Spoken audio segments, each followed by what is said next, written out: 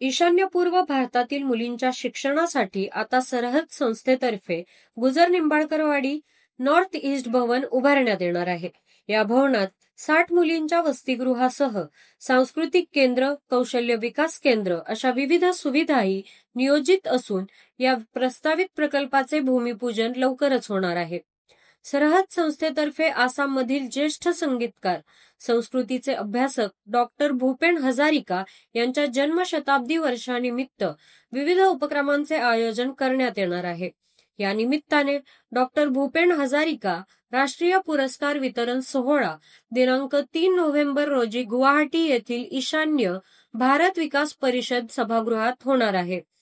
याबाबत संस्थेतर्फे विश्वस्त अनुज नहार, शैलेश वाडेकर आणि समन्वय डॉक्टर शैलेश पगारिया, झाहिद भट यांनी मंगळवारी पत्रकार परिषदेत ही माहिती दिली आहे.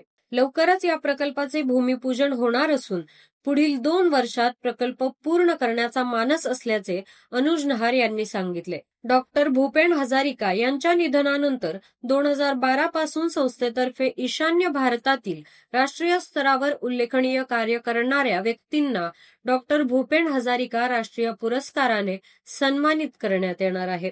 Laishram Memadevi, LR Sailo, Yeshe Dorjee Thongchi, private David Reid सिमलीसह डॉक्टर सूरजा कांता हजारिका, रजनी बासुमतारी या दिग्गजांना गौरविण्यात येणार असल्याचे पगारिया आणि वाडेकर यांनी सांगितलं आहे. अशाच नवीन आणि ताज्या घडामोडी पाहण्यासाठी बघत रहा न्यूज डॉट्स.